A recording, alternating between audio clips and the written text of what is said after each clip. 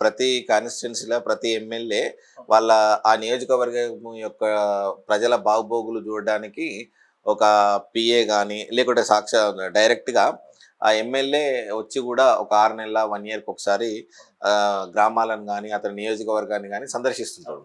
ఇలాంటి సందర్భం కానీ సమయం కానీ ఈ 9 ఏళ్ళు ప్లస్ ఇప్పుడు ఇది ఒక 5 సంవత్సరాలు ఇచ్చిరనుకో, దాదాపు 14 సంవత్సరాల కాలం అయినది కేసీఆర్ది. 3 టైమ్స్ గెలిచిండు. సో సరే 9 ఏళ్ళ పరిపాలన అంటే అక్కడ ఆయన ముఖ్యమంత్రి ఉండే. సో అక్కడ ముఖ్యమంత్రి షెడ్యూల్ బిజీ ఉంటుంది కాబట్టి రాలేకపోయిండు. అక్కడ ఆయన ప్లేస్లో ఒక ఓఎస్డి అనే వ్యక్తిని నియమించారు. ఇప్పుడు ఏమైనా కలిసే అవకాశం ఉందా గ్రామాలలో ప్రజల్ని?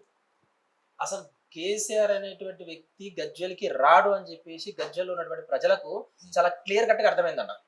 సరే కేసీఆర్ వస్తాడేమో చేస్తాడేమో, సరే ఇంతకుముందు నువ్వు రాలేకపోయినావన్నా, ఇప్పుడన్నా సరే నువ్వు రావడం నీకు చేత కాలేదు. కనీసం గజ్వెల్లో ఉన్నటువంటి ఎవరన్నా పెట్టి, గజ్వెల్లో నీకు ఇంకెవరన్నా ప్రజాప్రతినిధులు ఇంకెవరన్నా పెట్టి నువ్వు ఏదైనా సమస్యలు వస్తే వాళ్ళకి పట్టించుకున్నటువంటి సందర్భం కూడా లేదు. సరే నువ్వు గెలిచినప్పటి నుంచి గజ్వెల్ తీరినటువంటి దాఖలాలు లేవు కాబట్టి ప్రజలకు కూడా చాలా క్లియర్ కట్ అర్థమైంది. కేసీఆర్ నువ్వు గజ్వెల్ ప్రజలు ఏదో ఆయన మీద ప్రేమతో గెలిపించినటువంటి సందర్భం అయితే లేదన్నా.